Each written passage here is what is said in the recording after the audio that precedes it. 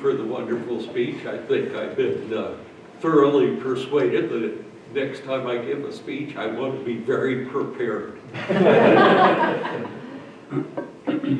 I really liked the introduction, and it set everything up.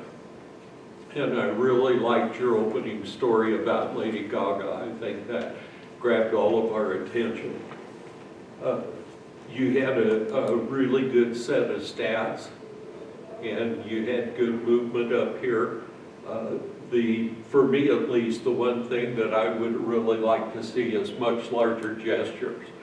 Because I think if you use larger gestures, and you sort of did in your third story when you put your hand and whacked it, but I would have liked to have sort of seen that through the whole speech, more on the gesture end of things. I think that could add an impact. I really did like your 3 points, and I made sure that I got them all written down so I could implement them. And I really liked on the tail end how you tied back to your opening story. I thought that was very good. And with that, I'll open it up from comments from the audience. Sarah. I liked all the different stories. You know, starting off with Lady Gaga was a really intriguing opening, and then going more into the Toastmaster experiences that we could have, which might not be on the grand stage, but we've all done those suggestions. I would have liked to have seen a positive example in there, because it seemed negative, negative, negative, and then although you wrapped it up very positively, having a story of a speech well done and considering your audience that was very appropriate, I think would have been a good way to wrap that up. Okay. One thing I noticed is, for the most part, you were really confident and direct and clear in your words. It was really easy to follow and understand you. There were 2 places I noticed you used kind of laughed uncomfortably, kind of jerked back, and this didn't need the kind of, would have been more powerful. I liked how you were conveying emotions. You really, I wrote down the rose and rose. That's I could just feel the emotion. And so you did a great job of really conveying emotion. Even the bodybuilder guy jumping up, you look like your pec stuck here. So I think being those characters, I think really made it a really great way for me to get that lesson learned. I like a tip at the end. How not to do something is to do something else. So if you would have said, whatever you do, don't use foul language. Just one sentence at the end of each example.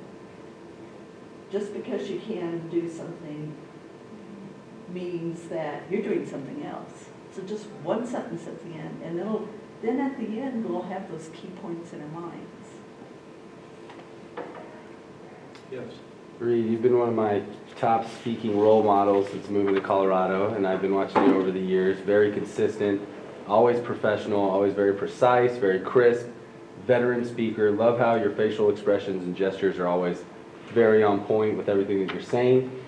You have so many tools in your toolbox that are very sharp, and I personally believe that one tool you could sharpen up even more is that high energy, like really bringing high energy moments to things to even go even more over the top, like with the bodybuilder guy, like saying something like, "This product is shit!" and kind of just losing it real quick and that conference. Because I've seen you do it before. That is just so hard for me to say. It's something I saw Darren LaCroix do at this last district conference. He'll be really precise, really crisp, and out of nowhere, it's almost a little bit distracting, but then he brings it all back in, and he had these moments where it was just like, peak performance moments, right? And I think that's my one thing that I think will take your speaking to that next level if you can start incorporating some of those to where people are like, well, that's not even Reed in those moments. And one other thing I want to say that I really appreciate is you're always dressed the part. This is probably the second time I've ever not seen you in a sports coat. It's not a sports coat. You got the button down, always looking groomed, so appreciate that too. Left it at home. I I think what Chris feel bad. Yeah, thanks. Yeah, I'd like to point out several things that I really enjoyed. The first one is the good usage of statements, such as when people started living, he said, I was wondering why I'm not. I thought that's the first moment that I really asked myself why Reed did not, and he explained. And then when he said, I'm going to give you 3 examples, when you said that, I thought that's a really effective way you introduce 3 examples. Some people just throw out examples without saying that. Also, you had sense of humor throughout your speech, so there was another good way entertaining the audience. One thing that I thought about when you gave 3 examples, Jim, Bob, George, somehow I thought you really went fast with the second example, Bob, and then Bob's example was not effective as the other 2, Jim and George. It might be just my thoughts, but you may think about the second example. Chris?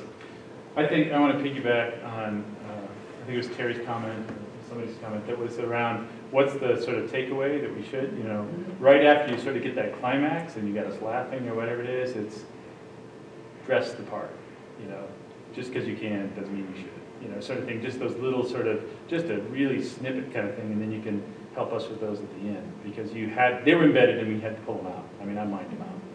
It'd be cool to just kind of pounce on them. One thing I liked is your attention to details, your storytelling part about it went on and on and on, and then we could just visually see it. And when you went to have the person rush on stage and he was built and he had pecs, those attention to detail drew me in. And you kept on repeating it and kept on drawing it in. So the attention to detail was outstanding. Alex? Reed, building on what Ali said, and what you said that you had real difficulty saying this product is shit. But having that example, maybe off on the stage, growling, this product is shit. And then you can move off the stage, refer off that point, and refer to it, and don't disparage your product. So you don't have to keep repeating the word, but you can elevate it. So showing yourself as being outside of that negative image that is being portrayed. Okay. Linda? I really enjoy how you give us really important things to think about, but it also was interesting and fun to listen to. Your storytelling is always captivating. One little thing that disconcerted me is that you said that a sparkly garment walked on the stage, and I was envisioning a disembodied garment. Sparkly suit, whatever you said.